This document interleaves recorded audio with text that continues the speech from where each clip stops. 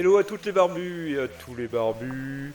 Eh bien, bienvenue dans cette première émission de Ludopod officiellement, après le numéro 0 que vous avez pu suivre peut-être le mois dernier, enfin fin du mois d'août. On va essayer d'avoir une régularité. Bah, on va essayer de s'y tenir tous les mois. Donc, petite émission aujourd'hui qui aura plusieurs axes, comme vous vous en doutez. Donc, le jeu de rôle est toujours de mise et on fera un focus sur comment gérer ces PNJ pour la version 5 de Donjons et Dragons qui fête ses 50 ans, vous le savez certainement peut-être cette année. Donc focus sur comment gérer les PNJ, donc on va voir ça ensemble. Ensuite, on ne parlera pas de jeux de plateau cette semaine ni de jeux de cartes, mais plus simplement de figurines avec quelques découvertes et des petites astuces pour se faire plaisir. Et on terminera l'émission comme d'habitude avec du roman SF fantasy, de la BD et même de la musique en inspiration. Alors je pensais dans la séquence finale pouvoir vous présenter le magazine Chimère, mais malheureusement le facteur n'a pas couru assez vite et ne m'est toujours pas parvenu, donc on en parlera je pense le mois prochain. Voilà, que dire, j'ai, comme vous voyez ici à l'écran, je me suis acheté un vrai micro, donc j'espère que le son sera bon. Et puis aussi j'ai neutralisé le focus de la caméra qui pourrait mettre un petit peu de... vous donner un petit peu la nausée la fois dernière, donc je m'excuse encore pour le numéro 0 qui était un test, pas parfait, justement ça sert à ça le numéro 0. Donc si vous l'avez toujours pas vu, rendez-vous sur la chaîne Gollywood and Bookings Productions, la chaîne YouTube sur laquelle vous êtes en train de me regarder. Eh bien, sans plus attendre et sans transition, donc rayon jeu de rôle, eh bien, on va se focaliser notamment sur le Donjons et Dragons, le jeu de rôle le plus connu au monde, qui fête donc ses 50 ans. Et puis je vous propose un petit dossier sur comment gérer ces PNJ dans cette 5e édition. Alors pourquoi j'ai voulu faire ça ? Parce qu'en fait, en tant que maître de jeu, je voulais pouvoir répondre à deux cas de figure. Le premier qui est de si j'ai envie d'écrire un scénario, j'ai pas forcément envie de me taper le chapitre sur comment créer un PNJ ou comment créer des monstres tout simplement dans le Dungeon Master Guide. En fait, je trouve que c'est hyper compliqué. Toutes les règles sont là, c'est très clair. Il suffit de monter les niveaux, de mettre les statistiques, mais en fait, on perd un temps faramineux à justement créer un stat block. Le stat block, on verra ensemble tout à l'heure, c'est ce qui permet de décrire techniquement le PNJ pour la 5e édition. Et ce stat block là, je préfère aller le chercher ailleurs, tout simplement. Je suis fainéant, je suis un MJ fainéant.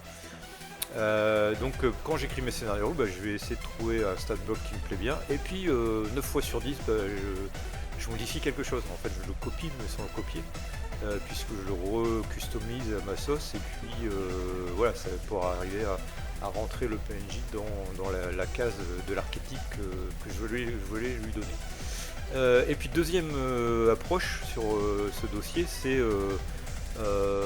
quand je suis MJ et que mes joueurs ont pris une totale sont partis sur un chemin totalement dévoyé du scénario, par exemple ils sont dans une ville et au lieu de se diriger vers la sempiternelle auberge sur laquelle vous les attendez, ils vont au poste de garde, ils vont essayer de parler au garde, je ne sais pour quelle raison.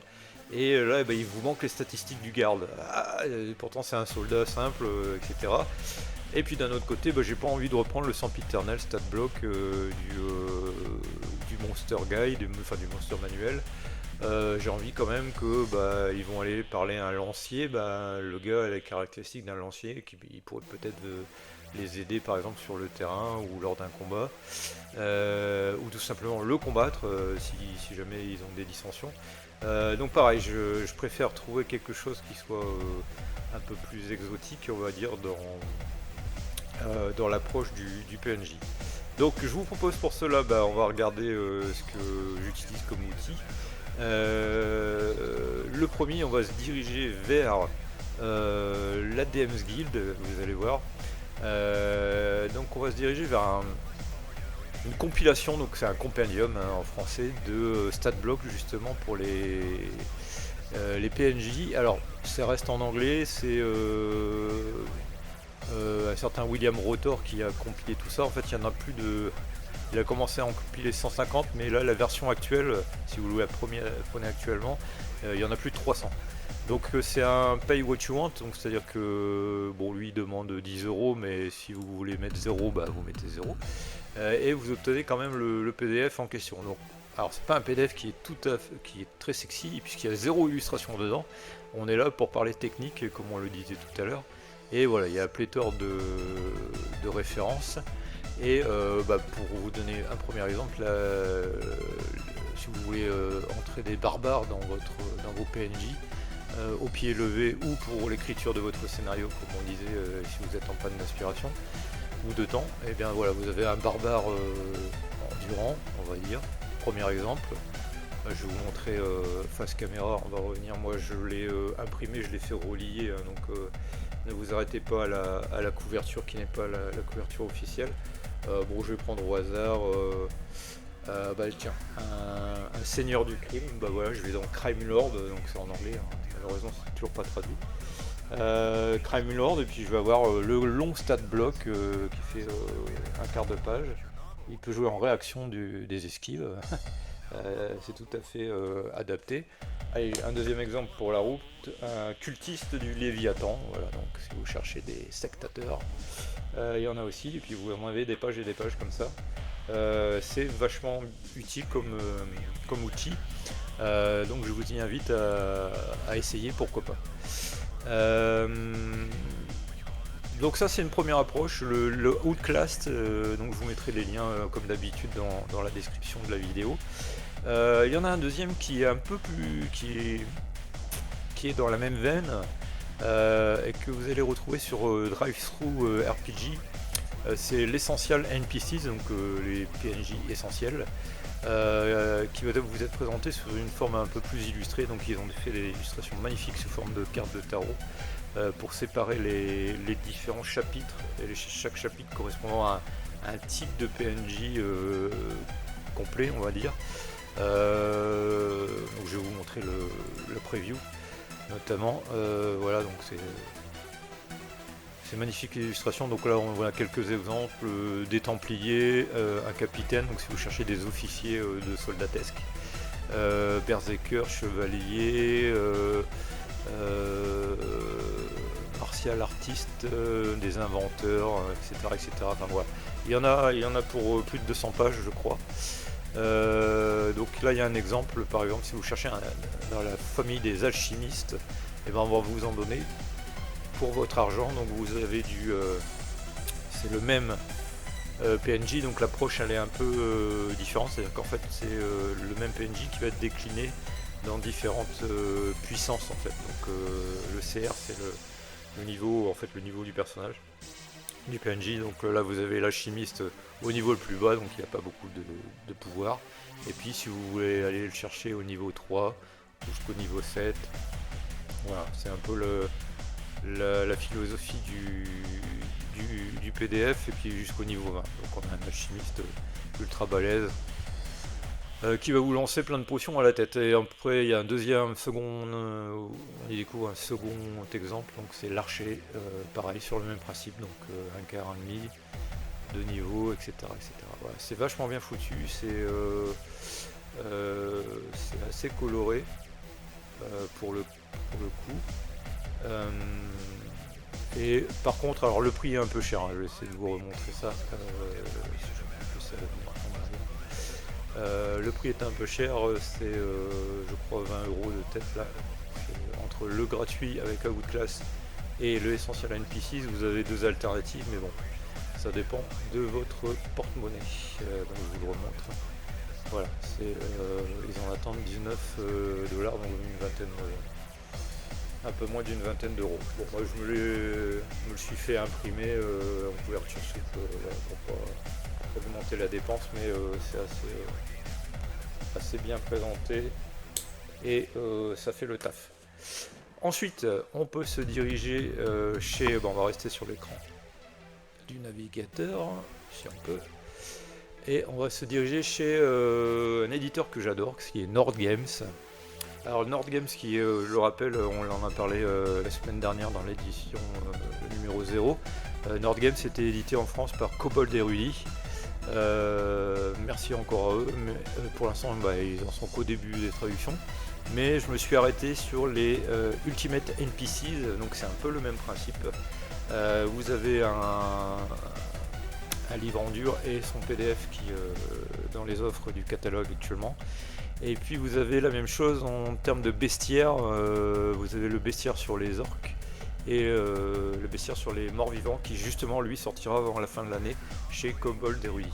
Alors sur les bestiaires sur les humains on va dire, enfin, pour faire un grand raccourci, les PNJ humains, alors on a, je vais revenir vous montrer ça, j'ai l'ancienne édition qui s'appelait le Game Master Toolbox. Ici c'est le premier qui était sorti je pense. Ultimate NPC de Skullduggery, c'est les fourbes, les escrocs, les truands, etc. Donc quand vous êtes dans un milieu pourquoi pas citadin, vous avez besoin au pied levé d'un voleur ou d'un roi de la guilde des voleurs que vous n'avez pas prévu du tout d'illustrer dans le scénario que vous faites jouer, et bien vous allez dedans et puis vous trouvez sans peine votre pitance en termes de PNJ. Alors là ils sont présentés au sommaire sous forme de 3 grandes familles, les alignements bons, les alignements neutres et les alignements chaotiques à la fin. Donc ça va être le même principe que ce que je viens de vous montrer sur Essential NPC, c'est-à-dire que vous allez trouver, je prends totalement au hasard un personnage qui est un Drakeid low-full neutral et qui est nommé en plus, il a un nom. Et vous allez le retrouver donc au niveau 1, donc c'est un combattant. Et puis si au niveau 1 c'est trop juste pour votre scénario, bing, page suivante vous le retrouvez au niveau 2, niveau 4, niveau 8, niveau 12, et etc. etc. Donc sur 5-6 pages, on vous propose le même personnage dans ses différentes valeurs de puissance. Je vais en prendre un autre au hasard, si je trouve. Hop, voilà, ici nous avons toujours un personnage nommé, donc côté neutral. C'est une voleuse humaine, elfe, pardon. Elfe, et puis voilà, vous retrouvez. Pareil, les stat blocks, il y a juste à recopier avec toutes les capacités, tous les pouvoirs, les immunités, etc. Vous n'avez pas à vous gratter la tête, ou peut-être justement vous pouvez enlever ou en rajouter.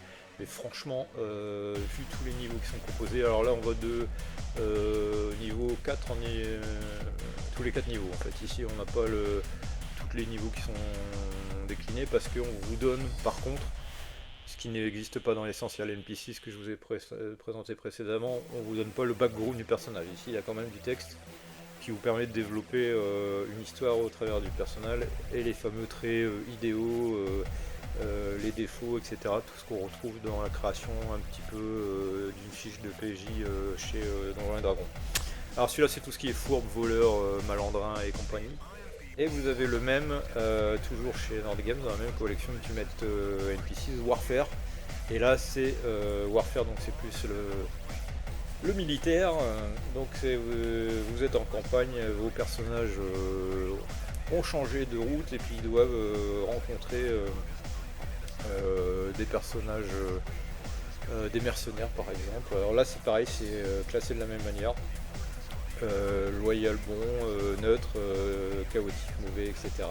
Et puis vous prenez le personnage, pim, au hasard, une fois de plus, Cameron, c'est un elfe des bois qui est un barbare de niveau 1. Et après je l'ai au niveau 4, etc., avec tout son background. Et même le background qui évolue, puisque plus il avance, plus il peut obtenir par exemple des objets magiques, etc. Donc voilà, c'est que du bonheur, c'est du catalogue, je vous présente plutôt un aspect catalogue pour les suppléments, mais le but est de gérer vos PNJ. Alors dans la même collection, c'est pas tout à fait des PNJ, mais je l'adore aussi, c'est le bestiaire ultime, toujours chez Nord Game. Ici c'est la revanche de la Horde, donc Kobold et Rudy en français est en train de traduire la revanche, enfin les Dreadful les morts vivants en fait, et il y a un deuxième qui existe, moi j'aurais plutôt traduit celui-là en premier, qui donne tout ce qui est goblinoïdes, orques, goblours, kobolds, les ogres, des trolls il me semble aussi. Il y a même l'équivalent des scaven là-dedans. Et puis pourquoi c'est intéressant, c'est un énième bestiaire, vous allez me dire. Oui mais pas que, parce qu'en fait quand j'ouvre la page des gobelins par exemple, eh bien il y a les gnolls aussi, j'ai oublié de signaler. Je vais avoir des différentes déclinaisons de gobelins en fait. Je vais pas tomber sur le gobelin standard du Monster Manual de Wizard of the Coast. Ici je vais avoir des gobelins avec un peu d'originalité. Donc des archers, qu'est-ce qu'on a d'autre, des maîtres chiens, des champions, des gobelins champions, des gobelins seigneurs de guerre, etc. Bref, pendant tout un chapitre vous avez des déclinaisons un petit peu comme ce qui existe pour les PNJ que je vous ai montré précédemment, avec plus d'originalité. Donc on essaye de tuer un petit peu le Monster Manual qui quand vous avez joué 10 scénarios de Donjons et Dragons, vous retombez toujours sur le même stat block du gobelin. C'est pas très cool. Donc ensuite, tout ça c'était chez Nord Games, donc n'hésitez pas à aller grenouiller chez eux, sachant que ça peut sortir en français chez Kobold et on enchaîne toujours sur le même focus. Et bien en fait il y a une solution gratuite si vous voulez pas, si vous savez pas lire l'anglais déjà, si vous voulez pas vous taper tout ce que je viens de vous montrer en anglais. Il y a une solution simple et rapide et surtout gratuite, c'est d'aller dans Pinterest. Donc vous allez sur Pinterest, pour ceux qui ne connaissent pas, c'est quand même un site de référence sur l'imagerie sur internet, et puis vous tapez tout simplement StatBlock en haut dans la barre de recherche. Et vous allez tomber sur pléthore de StatBlock qui sont créés par la communauté des joueurs. Voilà, il y en a des petits et des grands, comme dirait Pierre Perret. Et puis, si vous voulez quelque chose de plus précis, par exemple, je cherche des cultistes. On l'a vu tout à l'heure, je vais faire StatBlock cultiste. Et puis, il va me proposer, génial, un StatBlock de cultiste qui est une alternative à celui qui vous est présenté dans le Monster Manual. Si je cherche un Spearman, donc il faut écrire aussi en anglais tout de même, dans Pinterest vous aurez plus de chances de trouver ça. Voilà, un homme d'infanterie, un lancier, ici vous en avez deux, un piéton pour vos petites batailles sur le champ de terrain, le champ de bataille pardon. Qu'est-ce que je peux, un cavalier, on dit un horseman, on va essayer. Horseman, voilà. Vous en avez un mort-vivant ici. Skeleton, donc un squelette. Voilà, vous trouvez à chaque fois plus ou moins votre bonheur. Et tout ça est gratuit, il suffit de se les imprimer. Et puis moi chez moi je suis un petit peu ordonné, donc ce que je fais quand je les imprime, je les mets sous un porte-vue. Voilà, j'ai le cultiste là que je viens de vous montrer. J'ai un archer tout simplement, un archer de ville, un sergent de ville, etc. Donc hop, au dépoté, ça c'est plus pour répondre à la partie que vous êtes en train de jouer en live. Vous sortez votre porte-revue et vous allez chercher l'archer qui va bien, et puis il est sur la muraille du donjon. Et vous avez toutes ces caractéristiques pour rentrer en conflit avec vos personnages joueurs.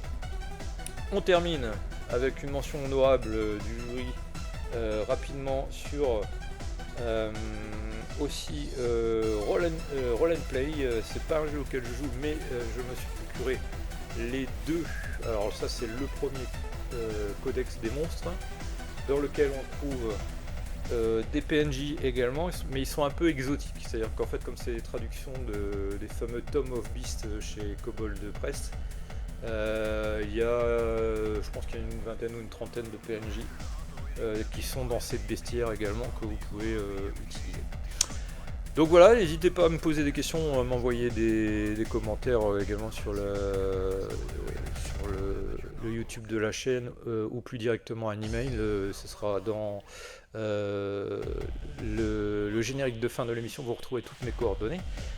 si vous avez un coup de main là-dessus sur comment maîtriser tout ça. Moi c'est ma méthode, c'est-à-dire que je n'ai jamais créé de PNJ stat block, en tout cas à partir de la mécanique qui est offerte dans le John Master Guide. C'est trop chronophage à mon goût. Voilà, donc dites-moi si ça vous a plu ce format d'aide de jeu, on va dire, en live, en podcast, et on continuera sur un autre sujet, et puis balancez vos sujets également, ils seront les bienvenus pour me donner quelques idées. Et alors on enchaîne avec quoi? On enchaîne avec les figurines. Alors comme vous le savez, je vais conduire, j'en avais parlé dans l'émission 0, je vais conduire très prochainement, dans les mois qui arrivent, la Malédiction de Strahd, donc la campagne iconique pour toujours Donjons et Dragons, 5ème édition. Et j'aime bien mettre les petites figurines quand il y a le plan du donjon, chaque joueur derrière, chacun de mes joueurs a une figurine qui le représente. Et puis quand il y a des PNJ, un squelette, un zombie, c'est vite trouvé. Mais quand on a besoin d'un big boss, il faut faire des recherches. Donc je me suis mis en recherche sur internet, il me fallait un Strahd von Zarovich pour être représenté. Et je me suis retrouvé, grâce à Google, sur une référence qui s'appelle rpgguild.com. Donc je suis allé les voir. Et puis voilà ce qu'il propose. Il propose vraiment des choses magnifiques. Donc c'est de l'impression en résine à la fois de figurines et de décors. Et puis ce mois-ci, vous voyez, il y a la miniature gratuite de ce mois-ci. Si vous allez au-delà de 15$ bien sûr de commande. C'est une espèce d'élémental de DR du désert. Moi je me demande si je ne vais pas le peindre en couleur sang. C'est un élémental sanguinolent. Donc voilà, donc j'ai fait une petite commande. Alors on passe par Etsy, qui est leur plateforme de vente. Et puis on comprend rapidement qu'en fait il y a 2 centres de production des figurines. Il y en a un basé aux États-Unis, donc rpgguild.com c'est leur camp de base. Et puis il y en a un en Pologne. Donc si vous commandez sur Etsy, vous allez passer par ce site, par ce mode d'envoi. Donc je vous montre la figurine du loup-garou que j'ai commandé. Il me fallait un loup-garou, une espèce de chef loup-garou pour un autre jeu de plateau qui s'appelle Altar Quest, que je vous recommande. Altar Quest c'est le Hero Quest pour les adultes, et dedans il y a une famille de loup-garou, et il manquait une figurine différente des autres, donc j'ai commandé celui-ci. Ensuite j'ai commandé ce qui me semblait être mon Strahd von Zarovich, que je vais très vite peindre pour être au rendez-vous de la campagne. Donc il ressemble assez à l'illustration qu'on a dans les suppléments de Donjons et Dragons. Donc c'est un proxy, on appelle ça un proxy. Bon voilà, 8€, je crois que j'ai payé encore même moins cher lors de la commande. Je suis tombé toujours dans le même rayon mort-vivant, sur un autre vampire patibulaire en train de se transformer en nuée de chauve-souris, donc j'ai sauté sur l'occasion. Donc il avait une bonne gueule, donc je l'ai mis dans mon panier. Et puis j'en ai trouvé une dernière qui est vraiment fantastique, fabuleuse. C'est une espèce de créature des marais, alors qui est largement plus grande que les autres, si on en voit bien. Un socle plus énorme. Et hyper détaillé aussi, donc le détail que vous avez à l'écran, c'est presque les détails rendus par l'impression en résine. C'est du bonheur, donc je vous recommande donc le 3D printing de RPG Guild. Il faut passer sur etsy.com ou etsy.fr si vous avez un compte sur cette plateforme marchande. Donc l'envoi était super soigné, il n'y a pas eu de casse. J'ai eu un cadeau en plus, donc le fameux élémental, et puis un tout petit élément de décor à côté aussi en cadeau. Ça fait bien plaisir. Donc voilà, ça c'est la découverte du mois, on va dire, côté figurine. Ça n'est pas fini, j'ai découvert un autre produit également, alors totalement par hasard, détour d'une page Instagram. C'est Crowd Cover Scénix, donc qui est en fait une édition, une boîte de matériel de modélisme allemande, Donc je me suis dit oh là là c'est intéressant, ça permet de baser en fait, alors quand on dit baser c'est socler hein, en français, donc ça permet de mettre une texture sur votre socle, donc souvent c'est des petits cailloux, ici on voit qu'il y a même des petits bouts de planche, des briques etc.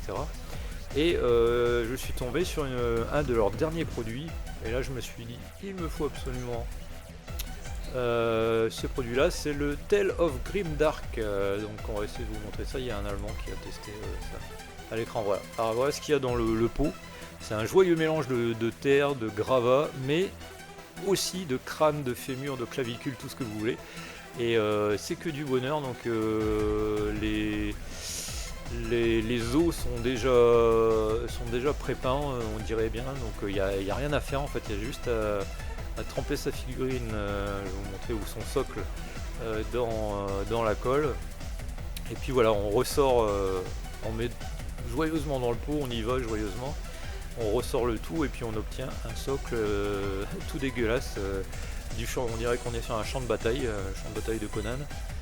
Et voilà, donc si on a déjà sa figurine, ça marche aussi, hein, il suffit de mettre de la colle entre les pieds de la figurine, je ne sais pas si c'est montré ici, voilà, il y a un orc, et puis effectivement on voit qu'il y a un fémur qui dépasse à plusieurs...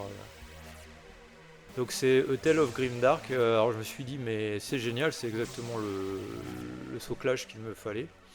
Comment me le procurer? Eh bien je vous donne l'astuce, vous allez sur le site Minisocle Store qui est une boutique française et vous allez retrouver la référence pour 12,85 €. Donc je remercie beaucoup Dimitri qui a été pour sa patience et sa gentillesse. J'ai fait une commande avec plusieurs petits éléments pour mes figurines et c'était l'article principal sur lequel je voulais absolument aller.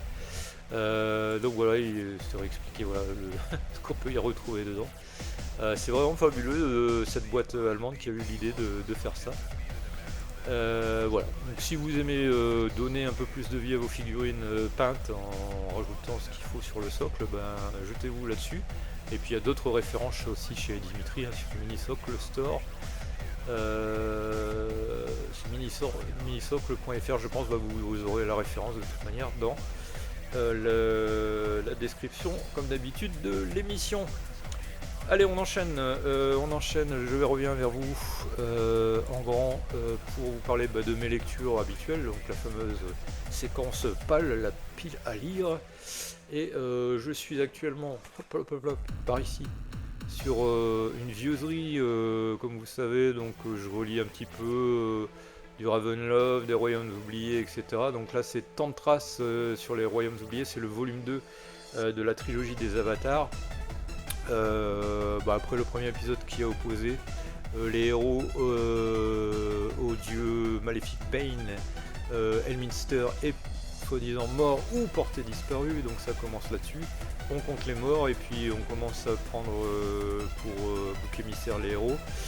Voilà, je suis au début de la lecture. Alors, en fait j'ai deux lectures tous les mois, je vous en parlerai. Ça c'est ma lecture de poche que je peux emmener un peu partout. Et ensuite j'ai ma lecture table de chevet, et là ça pèse son poids. Et je viens de m'attaquer comme un fou à enfermer l'asile, la maison des feuilles de Mark Z.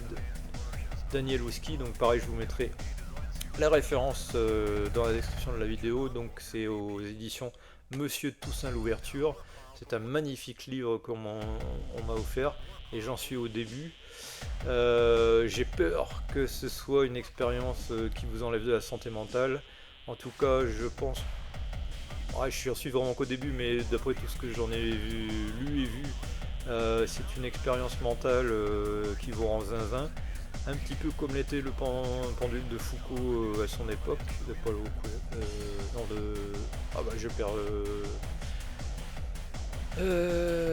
je perds le nom de l'auteur du pendule de Foucault, honte à moi. Donc la maison des feuilles par contre c'est une expérience, ça s'annonce comme du Twin Peaks, c'est vraiment déjanté, il y a des choses qu'on n'arrive pas à s'expliquer au départ. C'est écrit un petit peu comme du Tarantino aussi parfois, enfin à moitié, c'est ça qui me plaît, j'ai à moitié parce qu'il y a deux temporalités au début du livre il faut s'accrocher. Et après ça part dans des délires zinzin. Je vous montre donc à l'écran la référence avec une bonne nouvelle, puisque beaucoup de personnes ont entendu parler de ce livre. Eh bien, il est temporairement en rupture de stock, mais il sera de nouveau disponible fin octobre. Donc fabuleux pour tous ceux qui voulaient le lire ou l'offrir. C'est une magnifique édition avec qui est en couleur et qui a à la fin des annexes photographiques. Voilà. Alors, qu'est-ce que je peux dire du pitch? En fait, tout tourne autour d'un dossier, et notamment un dossier vidéo des archives qui relate l'aventure d'une famille américaine qui qui habite une maison, et la surface des pièces à l'intérieur est plus grande que l'extérieur. Donc c'est curieux, on ne sait pas ce qui se passe, on se dit voilà, il y a une faille spatio-temporelle dans certaines pièces de la maison, on passe de l'une à l'autre en boucle. Voilà, j'en sais pas plus pour l'instant, je vais avancer la lecture de ces 600 pages, et puis je pense que je vais laisser des plumes, parce qu'il faut vraiment, c'est une vraie aventure dans laquelle se plonger avec ce roman vraiment hors norme et inclassable. Donc je vous le conseille, mais accrochez-vous, accrochez les nerfs. Hein. Ensuite, donc ça c'était pour les romans et SF, fantasy et autres. J'ai pas plus de volume ce mois-ci, mais je voulais parler un peu plus des bandes dessinées. On va aller par là de ce côté, c'est vrai. Orques et Gobelins, donc les Terres d'Aran, le monde d'Aquilon, la suite. Le numéro 27 de Orques et Gobelins est sorti, il s'appelle Tête de Fer. On a eu un petit hiatus là pendant l'été. Il n'y avait pas grand chose, il n'y avait même rien qui était sorti pour les Terres d'Aran. Et ça y est, là c'est la rentrée des Terres d'Aran, donc jetez-vous dessus. Je viens à peine de me le procurer, donc je ne peux pas en dire plus. Je vous mets à l'écran la référence, c'est toujours de la qualité bien sûr, avec le monde d'Aquilon.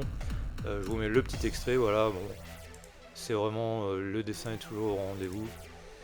Ça parle d'orques et de gobelins, hein, bien sûr. Et par contre, ça ne s'inscrit pas dans l'arc narratif des guerres des Terres d'Aran actuelles. Voilà. Donc pareil, je vous remettrai le lien. Bon, c'est vendu 16€ et quelques comme d'habitude dans toutes les bonnes crèmeries. Une autre bande dessinée que je voulais évoquer, mais qui est sortie l'an dernier, je me la suis procurée tardivement, ça me faisait de l'œil. C'est le Pendragon chez Glénat. Alors c'est une nouvelle revisitation du site arthurien. Ici c'est le tome 1. Pareil, je vous donnerai la référence, je vous montre chez l'éditeur, donc on va découvrir un extrait rapidement. C'est un superbe dessin également, super graphiquement. Et on devine que Arthur Pendragon va bien sûr arracher sa couronne prochainement. Mais en fait, au niveau écriture, en fait, ça c'est plus orienté sur la religion. C'est-à-dire qu'en fait, on sent que tous les personnages vont être torturés entre leur passé païen et la nouvelle religion du Dieu unique qui est la chrétienté. Donc tout tourne là-dessus. En tout cas dans ce premier tome, il y a des luttes bien sûr de pouvoir, c'est un Game of Thrones est passé par là, donc on essaye de reprendre un petit peu d'inspiration côté lutte de pouvoir, les rois, les barons, etc., les mariages de connivence pour pouvoir avoir plus de pouvoir, donc voilà. Le tome 2 vient de sortir, c'est pour ça que j'en parle, il vient de sortir en librairie. Je ne l'ai pas encore lu, mais je pense que ça peut donner une bonne suite ou pas, ça dépend. C'est toujours la problématique du tome 2, est-ce qu'on va toujours dans une bonne direction ou pas. Je vous laisserai lire si vous en avez envie. On va continuer à l'écran avec les Chevaliers de Ténèbres, c'est toujours une bande dessinée qui a été c'est aux éditions Kamiti, donc un éditeur qui est assez éclectique. Mais qui a financé il y a quelques temps, l'an dernier, son projet Les Chevaliers Ténèbres. Alors ils sont 4, ils voyagent à travers les provinces du Dodensland, semant la mort, chantant ses hymnes, ils parcourent le monde en quête d'aucun idéal. Ils sont guerriers, ils sont héros, chantent leurs exploits, ils étaient rois, ils sont devenus hors la loi, ils sont les Chevaliers Ténèbres. Alors c'est vraiment, alors voilà, illustration résume un petit peu. C'est 4 chevaliers, un petit peu les 4 chevaliers de l'Apocalypse. Ils sont masqués, enfin plus ou moins. Ils avancent masqués et ils ont pour mission, on ne sait pas qui est leur commanditaire encore, mais d'assassiner dans les contrées certains seigneurs de baronne et certains barons. C'est dessiné par Corberan, moi j'aime bien. Enfin, scénarisé, pardon. Alors ça c'est pas l'édition qui est sortie, bon voilà, vous avez, c'est de la même qualité hein, que ce que je viens de vous montrer précédemment à l'écran. Là il y a une petite fille qui survit plus ou moins à la rencontre avec les chevaliers de ténèbres. C'est sorti donc l'an dernier, et puis bah, je suis tombé dessus vraiment par hasard, et on dit qu'on n'achète jamais un livre pour sa couverture, mais là moi je me suis pas laissé avoir, là, la couverture était vraiment prometteuse, et donc je vous invite à aller chez ce petit éditeur, et puis le tome 2, bah, on va se ruer dessus parce que c'est vraiment pas mal du tout. On en est à je sais pas combien de minutes de cette émission, et ben on va terminer avec de la musique. J'avais pas du tout prévu d'introduire de la musique, qui était aussi une de mes anciennes vies par le passé. Et bien j'ai reçu cette semaine le premier album de Ivar, ou Ivar, moi je préfère dire Ivar. C'est un projet d'un couple français, Cocorico. Ce premier album s'appelle Viking War Trends. Ça vient de sortir donc en vinyle et en CD chez Season of Mist. Je vous montre la référence. Vous pouvez aller les écouter, écouter l'album, peut-être pas en entier, je sais pas, si, peut-être il y a tout. Sur Bandcamp, si vous connaissez pas Bandcamp, allez-y. Donc vous pouvez vous procurer le vinyle, le CD et même le merchandising avec les t-shirts. Moi c'est mon groupe favori du moment. Et puis Cocorico, ils sont français, donc depuis qu'ils sont passés au Hellfest, tout le monde se les arrache, donc ils font tous les festivals de métal, mais ce n'est pas de la musique métal, si vous avez bien compris, c'est de la musique viking. Donc bien sûr il n'y a pas tout un orchestre du folklore traditionnel avec eux, ils ne sont que deux sur scène, donc c'est des machines qui reproduisent à merveille le son tribal des vikings. Et puis si vous adorez les chants tribaux également, ruez-vous là-dessus, ça vous fera une bonne BO pour votre partie de jeu de rôle. Donc Ivar ou Ivar, c'est bon, mangez-en, réécoutez-en à foison. Et c'est français Cocorico, bravo à ce groupe que j'adore, et merci pour ce magnifique album. On espère qu'ils en produiront une flopée par la suite. On termine l'émission avec une petite page philosophie. La semaine dernière, il y avait une citation d'un grand philosophe qui était François Corbier. Et ben, je vous propose Paul Valéry pour se quitter cette fois-ci. La citation qui donne à réfléchir: le mélange de vrai et de faux est énormément plus toxique que le faux pur. Voilà, je vous laisse à réflexion là-dessus. Vous pouvez reprendre une activité normale. Ciao, bye.